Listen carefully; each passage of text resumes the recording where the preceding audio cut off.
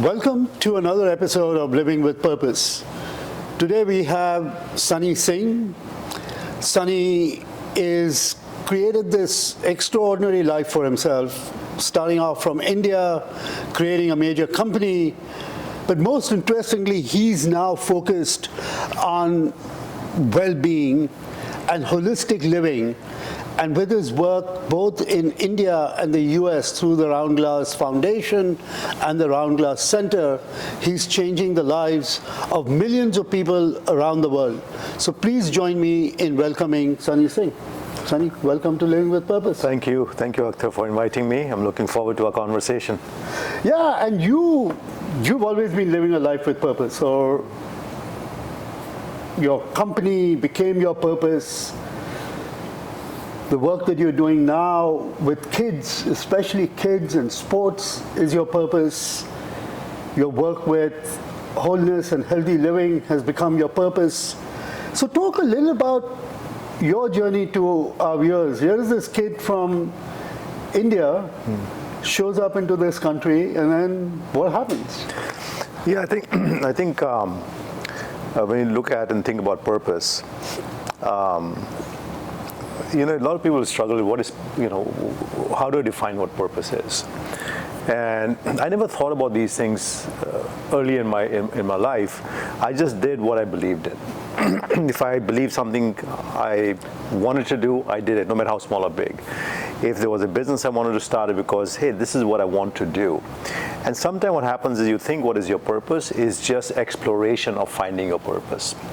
So a kid might be playing soccer in high school and saying, hey, they love it, they're very good at it, and suddenly they'll say, okay, I'm done with it. Now that means soccer was not their purpose. Soccer was just an exploration of saying, I really love this thing, let me give it a shot. And I think finding purpose is a lifelong pursuit. So when coming, being a lad in India, coming over here, half the world away, you don't come here with a plan B. You say, okay, I'm going to go here, do the US and do what I have to do. And also, it was an unknown world to me, right? So being in India, doing my education, coming here, doing my education, doing some jobs, finding my calling to be an entrepreneur just because I was cut, was what you call a linear journey to my purpose. But in between, there were a lot of smaller things that were explored by me.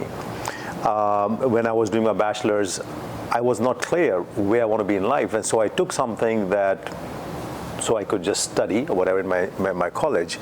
But over there too, I kept exploring. I organized a fashion show because I was interested in fashion. And so IIT has a festival called Rendezvous. So I organized the fashion festival over there. And because I was thinking that I want to be a fashion designer, I don't want to be an engineer. Now I'm in hardcore engineering school, but I'm thinking about fashion. But I dabbled with it. I want to at one time become a golf pro because I started playing golf. I was athletic, and in my final year in college, I was playing golf almost every day. And now you can imagine, for playing golf every day, I was not going to college every day, at least for not the entire 8 hours. It was morning college, afternoon golf. I said, I want to be a golf pro. Now it's insanity, right? If you go to IIT in India and suddenly you want to be a golf pro in your 4th year, it's a bit of an insanity, right? But that's what I wanted to do. And so I tried my hand at it. I was very good at it. I was 14 handicap in less than 3 months, et cetera, et cetera.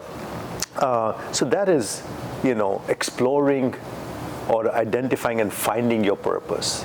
You're extremely lucky if you are able to find a purpose that can pursue for life.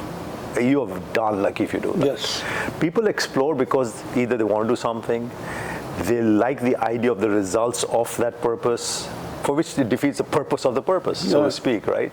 So you cannot be looking at the end game for a purpose. A purpose is about, these are kinds of things I would love to do, and I'll do it for free, and I'll put my heart and soul into it, and so forth. But if purpose has an end result, purpose has a destination, purpose has, I will get this, then it's not a purpose. And then what you're trying to get is your purpose. People forget it. So a lot of people start businesses or become an entrepreneur because they like the idea, I'm going to create a big company, I'll get rich, blah, blah, blah. That's exactly the wrong reasons why you should start a company, right? You start a company because you believe there's a problem you believe in, there's a problem you want to solve, and you're going to just give your entire DNA, your entire state of being into making that happen. So for me, life was an exploration of finding what I want to do in life with what we call now as purpose. And and the thing was that no matter what I tried, there was no like half-heartedness about it. Yeah. There was no, let me see what happens about it. It's about, this is what I want to do, I'm going to explore it. And yeah, my parents got very upset when they thought I was going to be a golf pro or a fashion designer. In India, you know how it goes. It's you want engineering or commerce or doctor, whatever that is. And that didn't, So, but nonetheless, I did what I felt what needed to be done. And that really helped me later in life. And that's how I behave with my kids also. I said, I don't care what you do, whether you go to school, go to college, I don't care. But don't sit on the couch. Get up and do something and explore. Just keep exploring. Travel, explore. Start a business, explore. Volunteer, explore. Just keep exploring. And one day you'll find something saying, aha, this is what gets me up in the morning. And I don't need my cup of coffee to wake me up. I'll just wake up by myself and I will just do this. I don't care if I get paid, not paid, what the results are, but this is what I truly believe in. If one can find that, you're very blessed. So talk a little bit about, your journey, right? So you come into this country, you study, and you have this very fascinating approach where you just could not work for companies. Yeah. So talk a little bit about that, and then kind of that entrepreneurial journey and what it took for you to create this company, Edifact. So talk a little bit about that. So I did a total of 3 jobs after I graduated. I did a couple in India before I came here, but nonetheless, relevant is 3 over here. And in the first 2 jobs, they were ready to fire me after year 1. And I'm sure the desire to get rid of me came in year 5, month 5th or 6th, and then manifested itself in a year. And the first day was okay. I said, okay, well, all right. And I said, no, I'm going to work hard. And I stuck around for 3 years. Then my second job the same way. I had come to Seattle. I was working with a company here, and after a year, my manager said, I'm going to give you a great reference if you want to go. And I started thinking, I said, I'm not a dumb guy. I might not be the smartest guy in the room, but I'm not a dumb guy. And why is it that I'm not thriving in what I'm doing? And then my mind started churning. Look, Sunny, there's certain traits that you have. You're very strong-headed, bull-headed. When you believe in something, you don't want anybody else's opinion. You believe that if you believe in it, it's the right thing to do, and you must do it. And so I'm cut a certain way, which is I move at the speed I want to move. I make decisions at the way I want to make decisions, and I want to move fast when I want to move fast. And so I need that independence of execution. In the corporate world, you have to talk to a lot of people. You just can't work like that. Corporates don't work like that. There are many forces at work, and you have to carry them along with you. You have to get consensus, and there's nothing right or wrong about it. Corporates work a certain way, and yeah, some are more entrepreneurial than the other. But I was just got to run very fast. And so I decided that, look, let me start something on my own. Let me become my own, let me start my own venture. But the question was what? And so here I started exploration again. I said, okay, I'm not good for the corporate world. I'm a corporate misfit, so to speak. The alternative is to do something on my own, but what do I do? So that became another exploration. I said, okay, let me take technology to India. So I was thinking to maybe take Starbucks to India, let me take Packard to India, and I was thinking about those things. And I did make some dent in that. And yeah, this is not exciting me. Then, besides that, I started looking at other ventures. And then suddenly I realized my competency is software, my competency is electronic commerce, my competency is supply chain. And should I do something in that? And so I gravitated towards doing something in that. And yeah, we had some hard years in the beginning. And that became a pursuit of passion. I was passionate about being an entrepreneur. I was passionate about healthcare. I was passionate about solving healthcare problems. But I had not found what I loved. I found what I was passionate about. So purpose with passion or purpose with love, you could separate that out. Right. So Edifact was a journey of pursuit of complete passion. Because I loved what I was doing, I loved the idea of it, I loved carrying people with me, I loved running with teams, I loved solving really good problems for the healthcare industry. All of that was great, but the love for it was missing. The passion was there, but the love was not there. My current venture has become a pursuit of love. That was a pursuit of passion, but they both have purpose. So that also you have to figure out, are you pursuing something because you love the idea of it, or pursuing something because you want to change the world radically with a problem that you see staring in your face, and you will devote your entire life to it because you're in love, and it's unconditional, that I will do it no matter what. right? And so that also is a big contrast. That's a great distinction, right? So a lot of us actually follow our passion and we put our heart and soul in it, but it might not give you that love. And then love and joy become synonymous. Because what you're trying to distinguish is passion can kind of get you to a point where it might get you happiness, which is temporal. Joy and love is much more intense. And once you found something that you want to do that actually gets you your joy, that's when purpose gets exciting, it gets ignited, and you can actually spend much more unconditional time on it. That's just a great way of distinguishing how you kind of move from doing what you were doing at Edifex, which, you created a massive organization, a company which still exists and still functions, to what you're doing now, which is Roundglass. And talk a little bit about that and why the name. Yeah, so Edifex was all about healthcare. It was about making healthcare more efficient. Roundglass is all about well-being and holistic well-being. And so one is, I'll come to the name first, right? So the name was, I'm pretty bad at names. There's certain things I'm really, really bad at. One of them is naming anything for that matter. And so the way it came about was, we were in, a colleague of mine, after a hard days of work, we had gone to have dinner. And at that time, I used to love big, bold reds. And so we ordered and it was a strong, tough week, so we said, okay, let's order some wine. And we ordered a bottle of wine, which is, a big, bold red. And then came these two big goblets of the wine glasses. And I said, Roundglass. Of all of us, I said, okay, Roundglass, let's name it Roundglass. And apparently everything was available, the trade name, URL, everything was available. Said, okay, let's go with it. That's how the genesis of the name came about. But people start making sense of it. Yeah. Round is complete. Yeah. There is a completeness to wholeness to round. Round is holistic. Round is a circle of life.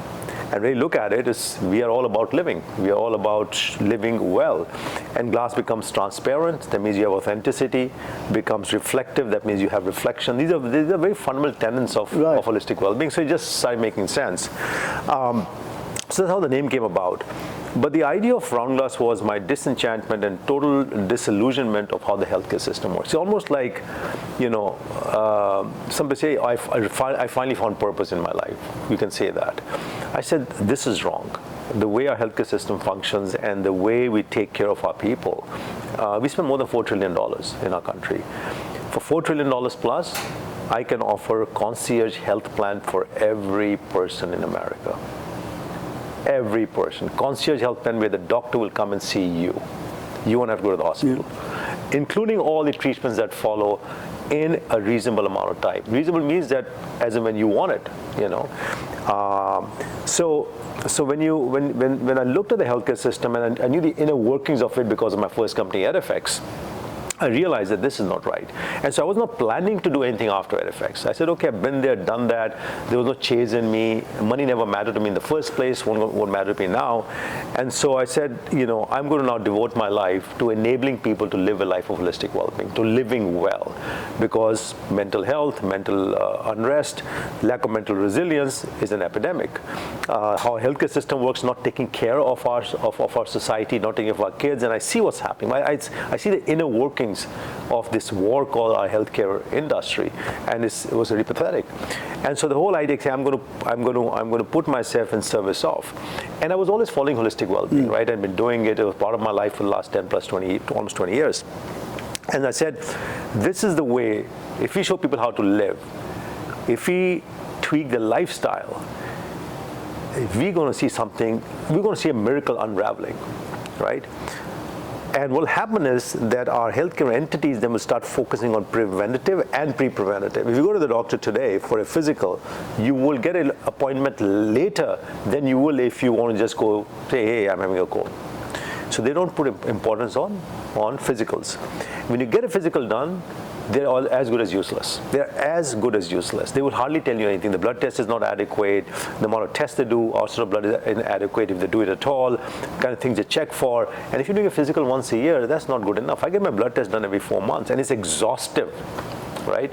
And I change my supplements. I'm looking at what things I'm doing for my well-being. I'm monitoring it because, and I probably end up spending 3 hours a day. Okay, not everybody can. I spend a minimum 3 hours a day on my well-being, around the clock, no matter if I'm traveling or not.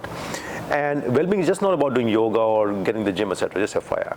So the whole idea of Roundglass was showing, if we can show people how to live well, there will be an introduction automatically of purpose, of what wakes me up in the morning, what gives me joy, as you mentioned, what makes me happy. Happiness is not something you pursue. Happiness is a byproduct. Yeah. And a life of purpose is a life, actually, it's a life well lived. It's a life full of happiness and joy, right? So that was the whole genesis of Roundglass, was to serve people and to evangelize and democratize and provide access to holistic well-being to the world. Because I believe if the world lives a life of holistic well-being, if individuals live that, you introduce that in schools and colleges and workplaces, a lot, if not all the problems that are manifested today will disappear. Because people living a life of holistic well-being think a certain way.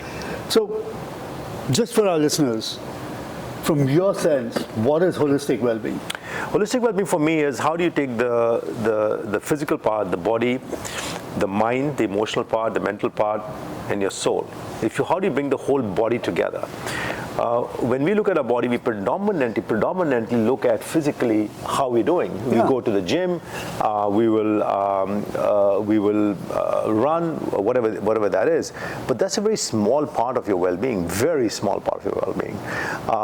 Yoga is looked at as stretching today. That's not what yoga is. Yoga is a lot more. Yoga is a way of life, Yes. of living. So people take yoga into physical realm. They do nothing mentally, emotionally, for themselves or their kids, right? 1 in 3 Americans are depressed, per the stats. That means it's a silent disease impacting and inflicting every household, but we don't even care about it. So emotionally, we do nothing about it. And how do we bring everything together where, it's like if you're having a headache, it's not the headache that's the matter. Something is causing the headache. What's the root cause of it? So holistic well-being also looks at the root cause. Also looks at things which matter, right? It looks at planetary well-being. How do we make our planet whole? It look at community well-being. How do we ensure the community at large are thriving? I believe it is bad for the haves if there are more and more have-nots. And the more the disparity increases, it's actually, forget about people who do not have and who need help or who needs to be uplifted. It is bad for the haves. If you know somebody's unhappy, going to bed nice and happy, it's going to come and impact you sooner or later. Because we are all intertwined together, right? And so you will encounter them maybe at work or otherwise in your family. But if you care, saying, hey, other people's happiness is also important to me, and you just care about, one person at a time, or just say, I'm going to spend a bigger amount of time with my family to ensure that we are whole. That's a sea change. Right. To look outside versus just look at yourself. And so it is about planet, it's about society, it's about your social tribe, it's about your family, it's about you, but you holistically and the world holistically. We don't look at that. And so much so that now the more I become aware of the tenets and the practices and the implications, the benefit of holistic well-being, I find that sometimes a lot of people are just zombies walking around, just living a life like in a make-believe society or make-believe environment where they have no idea that are they living or they're just doing stuff because they have to do their laundry, they have to pick up their groceries and so on and so forth, and they have to go to work at a certain time, come out. Are they unleashing the best potential in everything you do? Purpose is that, right? And so Roundglass is about unleashing my potential for servicing humanity, full stop. But the problem I've taken is, how do we make individuals whole? And I love that. I love that when I do it for myself. I see the results I'm getting. I'm thrilled about it. I see the results that others get when they even dip their toes this much in the water. And I said, this is something phenomenal. If people can live well-being, it will be a sea change. Our kids will not suffer. Today, our kids are suffering from mental health. Suicidation is going skyrocketing. Yeah. They are well-fed. They go to good schools that look like 5-star hotels.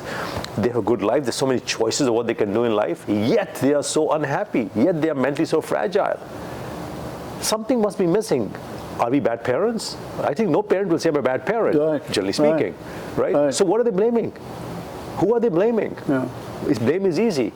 The question is, if we incorporate that, we teach our kids that, we force our schools to teach that, we force our colleges to teach that, we force our workplaces, saying incorporate well-being. And this is not about spending a lot of money. It's about making people aware how to live whole. And it's not an expensive proposition. It just has to be a priority. And how does it benefit? It benefits the individual. It benefits the entity. Schools will have kids who are more focused, kids who will do better in education, same with college. In workplace, you'll have people who make better decisions. They are all in. They will make the company their purpose. Who doesn't want that? We spend insane amount of time and effort saying, our purpose is this, make it your purpose. Yeah. What is saying, we're going to do things for you to take care of you. And we will become your purpose. Yeah. Because we take care of you. So, do you have a app? Like there is a Roundglass app, there is a Wellbeing app. Talk a little bit about that and what you are offering so that people can actually start thinking about wellness, holistic wellness, healthy living, and not just focusing on, hey, I got sick, I got to go get medicine. Yeah. No, thank you for that. So we, as part of Roundglass, we have an app as part of our Living business unit, and it's called Living. The app is called Roundglass Living. And the idea of the app is to show people how to deal with life issues. So for example, you might have stress in a workplace. You're confronting a difficult boss, or your team dynamics is a bit off. You might be anxious about something. Hey, my kids are going to go to college, and where they're going to go, or my kids are not doing well in work, or my career. So you can be anxious about things. You could be addressing sleep. Hey, I'm not sleeping well. No matter what I try, I don't sleep well. Relationships, difficult emotions, healthy habits. So these are things that you encounter in life. Life will throw at you, right? And in different configurations, different avatars, right? And the idea is, how do you deal with these life issues using well-being practices? What's a well-being practice? Meditation. Mindfulness is a way of meditation. You look at well-being food, the kinds of food that you eat, how does it impact your body, does it cause inflammation, etc., knowing your food. Reflection and gratitude. Music. Music where we have frequencies baked in, so binaural beats in there, so that the music actually helps you calm down. Right? It's just not music you listen, it has a well-being effect on you. So there's all these well-being practices that you have. How do you mix and match this? When somebody says, I won't deal with stress in blah, blah, blah, then what we'll do in the Living app is we'll say, okay, try these practices, and we start them with small, bite-size, 30 seconds, 60 seconds, 2 minutes kind of videos or exercises. And as we get to know the user more, what they are more inclined towards, are they inclined more towards meditation or food or music or whatever. So we start studying them and saying, what do they like more than the others? What's having more effect on them than the others? And then we start fine-tuning our content to them. Right? And in the process, they start building their own customized well-being plan to address a certain goal. They can add their own activities, like, I want to drink 8 glasses of water a day. I want to get up at a certain time.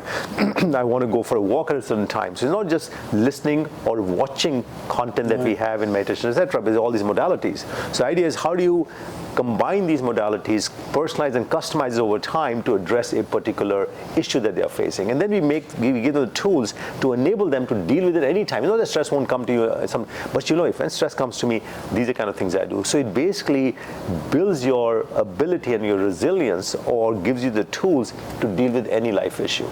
Right? So that's what the Living app does. It's available to, of course, direct consumers.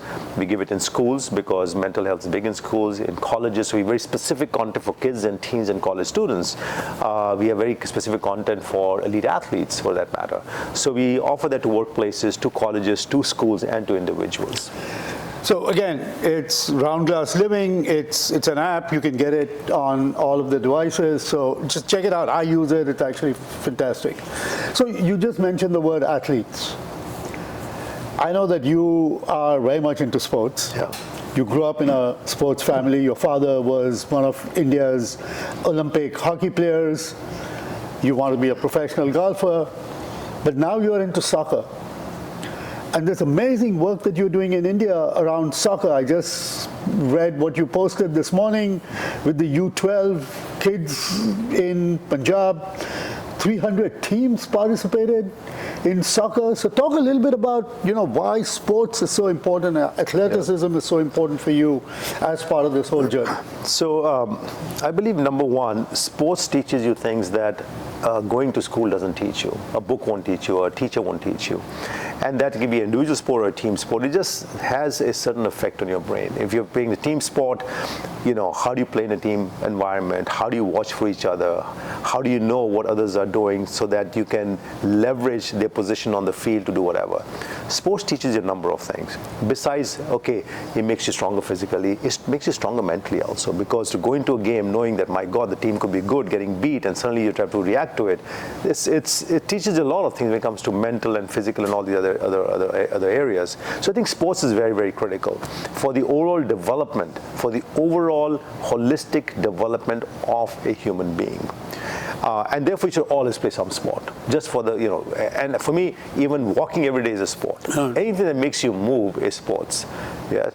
And so that was the sport part of it. But we're doing a lot in sports, in part because, I'm a big fan of soccer/football, but that notwithstanding, I'm a big sports fan, period. Right. And so we have started a few academies in India. We have four sports that we have supported, out of which 3 are really mature. One is soccer, what we call football in the rest of the world, tennis and field hockey. And we have started golf, but that's the new academy that we are just starting now. And each we have professional team or players at the top. We have elite youth that we scout all over the country, and then we have development and grassroots centers underneath us. So we're creating a complete infrastructure. And with football, our soccer, our goal is very simple. In the Russia World Cup, I made a decision that I see all the countries coming to the World Cup. I said, why is not India in the World Cup, right? And I said, by 2038, we'll get India to the World Cup in 20 years. And so we have a very, very elaborate football program from Punjab FC, which is our ISL club that plays in the top division of top league of India. We have about 120 elite youths between 19 and 10 years old. We have about 16 now, I think 16 development centers where we becomes a feeder to identify talent to move up. That's one. Second is completely residential, so we have athlete well-being baked in there. We teach them meditation and yoga and mental health and all the good stuff. So we are focused on holistic development of the athlete. But nonetheless, the idea of sports in football, very, very big goal, and we are I think we're very confident that we'll see India in the World Cup because of the work that Roundglass Sports is doing in football. And we have an elaborate plan for that. And the same, we have very aggressive plans for football, tennis, and even golf. So I know we're going to run out of time very quickly, and we can go on for a very long time. I wanted to just say very quickly what you're doing in Punjab with planting trees and climate change. So if you can just share a little bit, and then we'll wind up with the last question. Absolutely. So we're doing a lot of work in Punjab, and just on the last question, you said about 250 teams. So we have about 2,300 villages that we are doing our work in already in Punjab. Our intent is to do those initiatives like for youth, which is kids and sports, environment is waste management, and tree plantation, which is a question you asked, I'm going to answer shortly. We have all of these, and we have women equity programs over there. And so the thing that you saw today was we organized a tournament with 250 or 300 villages where they all play football or soccer, and we're having a tournament with the sports that they play, which is football, volleyball, and tennis, and I think maybe one other sport. But nonetheless, it's a football-centric tournament. So now we're getting the villages to come and play a tournament, which it seems, it's like eventually we see thousands of villages coming and playing sports, and we'll have a sports meet, and so we build that kind of framework for them. But that notwithstanding, on the tree plantation project, we decided we're going to plant 1 billion trees in Punjab because the soil is really bad because of over-fertilization and over agriculture of the land. The water tables are 300-400 feet. So, and the trees people are planting are not surviving, or they're bad for the earth. So as part of a village initiative under the environment category, we're going to plant 1 billion trees by 2035. We have our own nurseries. We plant very intelligently. For example, we do patching, directional planting. We use medicinal trees we plant, so our survival rate of our trees is 95% plus, which is very, very, very high. And so by planting 1 billion trees, we can reverse Punjab becoming a desert. Because the Punjab doesn't plant 1 billion trees by 2039, I think the estimate was, that will become a desert, including Haryana. So in a way, we are not only creating biodiversity over there, we are cleaning up the soil over there, we are restoring the water tables over there, but we are preventing the state from becoming a desert. This is such an awesome conversation. Again, look, Sunny is on LinkedIn. Sunny has a podcast. Sunny is everywhere. You can check out the work that the Roundglass Foundation is doing. But I want to end with one question. Can you share with us one golden nugget, a piece of wisdom that you can leave our listeners? I could name many, but if you had to go with one, I would say this. Never have a plan B in your life, but never end your exploration of everything in life. As you all are listening with our Living with Purpose segments, you see these wonderful nuggets that people are actually sharing. There are so many different things that you've shared, but this piece of do not have a plan B, it's always what I've seen you lead with. Yeah. Have a plan and focus on it and lead with it and don't stop exploration. And I love the fact that purpose and exploration are so intertwined. Because purpose, again, is that renewable source of energy that continues to drive humanity forward. And what Sunny is actually highlighting is just that. Continue your exploration, because as humans, we explore. And exploration is what is going to drive us our purpose. So Sunny, thank you so much for being part of this journey with us. No, thank you, Akhtar, for inviting me. I've had a wonderful time talking to you, like always. And the things that you're focusing on with purpose is so germane and paramount and so important, especially for youngsters. Yes. So I love what you're doing, and thank you for inviting me. You're very welcome. Again, for next episode for Living with Purpose, come and join us again. We are launching a book series called Living with Purpose. Become part of our book. Reach out to us. Thank you very much, Sunny. Thank you. Take care.